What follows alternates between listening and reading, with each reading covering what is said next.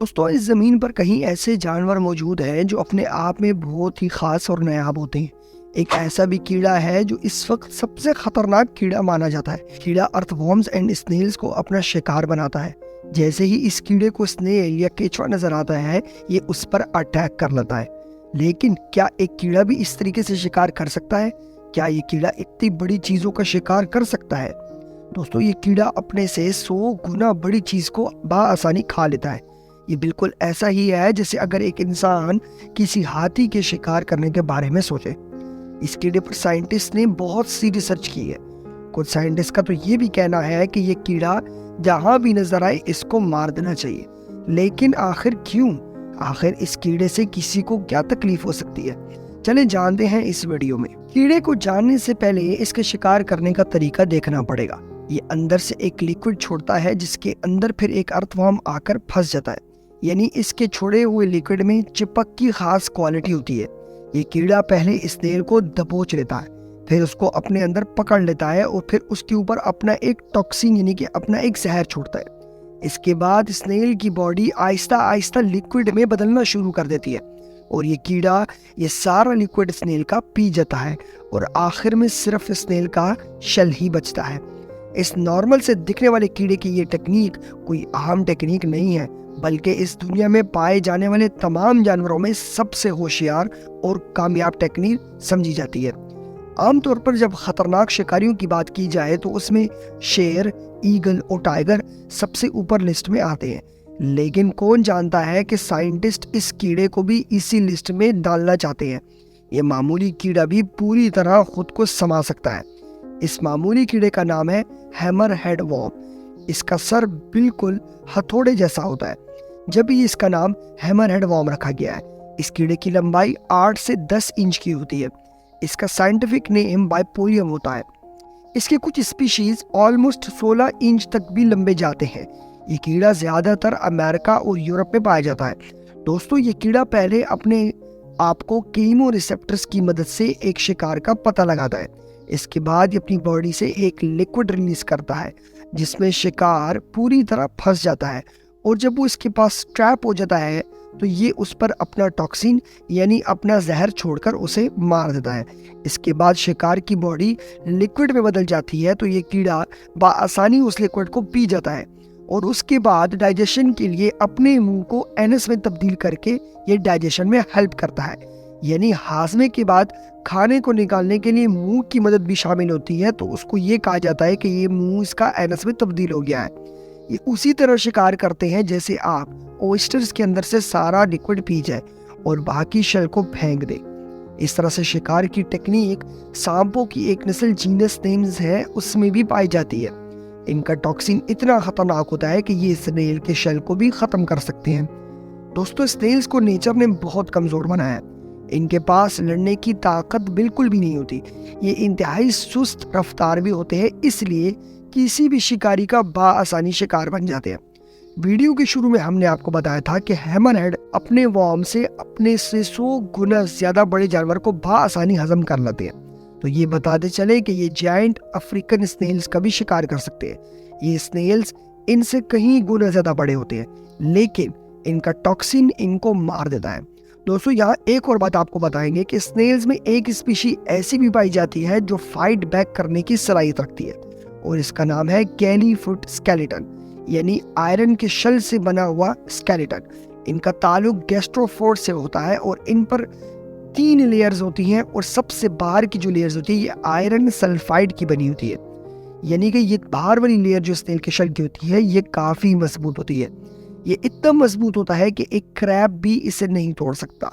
चूंकि इनकी शल आयरन से बनी हुई होती है तो ये बआसानी मैग्नेट्स के जरिए खींचे जा सकते हैं। दोस्तों, कुछ स्नेल्स के ऊपर एंटीने भी होते हैं, ऐसे ही एंटीने जो आपको कॉकरोच के ऊपर भी नजर आते हैं। ये एंटीने शिकार को शिकार ढूंढने में मदद देते हैं, वैसे ही जैसा और बाकी जानवरों में होता है। और जैसे ही शिकार इनके करीब आता है ये एंटीने की मदद से उसको भांप लेते हैं और डायरेक्ट उस पर हमला कर देते हैं। इनको कॉर्न स्नेल्स कहा जाता है और कॉर्न स्नेल्स का जहर इतना खतरनाक होता है कि इसको खाने से इंसान की मौत भी वाक़या हो सकती है। यानी एक कॉर्न स्नेल्स अगर आपको काटता है तो आप डायरेक्ट मर जाएंगे। कहा यह जाता है कि आज तक दुनिया में कॉर्न स्नेल्स की वजह से तकरीबन 30 लोगों की अमवात हो चुकी है, जिनमें ज्यादातर तादाद अफ्रीकन और अमेरिकन ममालिक में से है। चले वापस अपने कीड़े पर आते हैं। हैमरहेड की दूसरी पसंदीदा खुराक अर्थवर्म है और वो इसे भी अपनी उसी टेक्निक से मारने में मदद देते हैं। पहले अपना लिक्विड रिलीज करते हैं और जब शिकारी उसमें फंस जाए तो फिर उसी अर्थवर्म को मारने के लिए ये अपना टॉक्सिन रिलीज करते हैं। साइंटिस्ट बहुत अरसों से कीड़ों पर रिसर्च कर रहे हैं। चार्ल्स डार्विन ने भी कई कीड़ों पर रिसर्च की थी, जिसमें से फ्लैटवर्म सबसे नुमाया थे। एक बार चार्ल्स डार्विन ने एक तजुर्बा किया था जिसके अंदर उसने 2 फ्लैटवर्म्स दिए थे और उन फ्लैटवर्म्स को उन्होंने दरमियान में से काट दिया था और फिर ये देखा कि 25 दिन के बाद वही फ्लैटवर्म्स फिर से पूरे वर्म्स में तब्दील हो चुके हैं। इससे ये पता लग गया कि इनके पास भी रीजनरेशन की स्किल्स होती है, यानी अगर इनके बॉडी के किसी हिस्से को काट दिया जाए तो इनकी बॉडी का वो हिस्सा दोबारा से अपनी पूरी बॉडी में कन्वर्ट हो सकता है। दोस्तों ये स्किल जानवरों के पास होती है, कई जानवर इसके अंदर शामिल है, लेकिन इतना जल्दी ग्रो करना किसी के पास नहीं होता। यानी कि फ्लैटवर्म सिर्फ 3 हफ्तों में पूरी बॉडी बना लेते हैं। एक और सबसे खास बात यह है कि अगर इस प्लेटफॉर्म के जितने भी हिस्से किए जाएं तो हर हिस्सा एक न्यू बॉडी में चेंज हो जाएगा और हर बॉडी दूसरी बॉडी के साथ अपनी मेमोरी भी शेयर करेगी। यानी जो प्लेटफॉर्म बनेगा उसकी मेमोरी सेम होगी। इसको पता लगाने के लिए साइंसदानों ने एक खास किस्म का एक्सपेरिमेंट किया था। इन्होंने 2 फ्लैटवर्म लिए थे और फिर उनको ट्रेन किया खाने का खोज लगाने के लिए। जब वो ट्रेन हो गए तो उसके बाद इन्होंने उनके 2 हिस्से कर दिए। जब 25 दिन के बाद उन प्लेटफॉर्म से न्यू प्लेटफॉर्म बने तो वो ऑलरेडी ट्रेन थे। साइंसदानों ने ये देखा कि वो आसानी से अपनी खुराक ढूंढ सकते थे। दोस्तों यही क्वालिटी हैमरहेड की भी होती है, क्योंकि ये बहुत तेजी से ग्रो करते हैं। इसी वजह से ये दुनिया में काफी तादाद में पाए जाते हैं। पहली बार इनकी डिस्कवरी लंदन में हुई थी और उसके बाद ये पूरी दुनिया में फैल गए। हैमरहेड की भी मेमोरी शेयरिंग का सेम फैक्टर है। जो दूसरी बॉडीज बनती हैं वो आपस में मेमोरी भी शेयर करती हैं। लेकिन दोस्तों यहाँ एक खतरे की बात यह है कि इनकी नस्ल बहुत बढ़ रही है और ये अर्थवर्म्स का शिकार करते हैं, तो अगर इनकी वजह से अर्थवर्म में कमी आ गई तो बड़ा मसला पैदा होने वाला है। अर्थवर्म्स नेचर को बैलेंस रखने का काम करते हैं। साइंसदानों के मुताबिक अगर दुनिया में अर्थवर्म्स खत्म हो जाए तो दुनिया खत्म हो जाएगी, क्योंकि यही अर्थवर्म्स हैं जो हमारे पौधों की ग्रोथ में अहम हिस्सा देते हैं। यही अर्थवर्म्स हैं जो आपकी मिट्टी को जरखेज रखते हैं। यही अर्थवर्म्स हैं जो आपके कचरे कूड़े को डिकम्पोज करते हैं। दोस्तों वर्म्स हमेशा से कुछ भी या तो बहुत अच्छा या कुछ बहुत बुरा करने के बारे में बहुत ही मशहूर है। जैसा कि बात की जाए अगर शिप वर्म्स की, तो कहा यह जाता है कि 1920 से लेकर 1970 तक एक अंदाजे के मुताबिक शिप वर्म्स ने दुनिया भर में $25 मिलियन का नुकसान कराया, क्योंकि इन्होंने दुनिया में बहरी जहाज़ों को बहुत ज़्यादा खाया। साइंसदानों के मुताबिक शिप वर्म्स लकड़ी खाते हैं।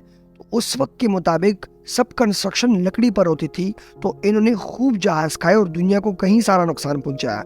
आजकल तो लकड़ी का इस्तेमाल ऐसा हो चुका है कि लकड़ी को कीड़ों से बचाया जा सकता है, लेकिन पुराने वक्तों में ये फैसिलिटीज़ इतनी नहीं थी, जिसकी वजह से लोगों को लकड़ी का सामान लेकर काफ़ी नुकसान करना पड़ता था। दोस्तों हमारी आज की वीडियो आपको कैसी लगी? अपनी राय का इज़हार नीचे कमेंट बॉक्स में ज़रूर कीजिएगा। हमें बताइएगा कि क्या ये अर्थवर्म इस दुनिया में होने चाहिए या नहीं होने चाहिए।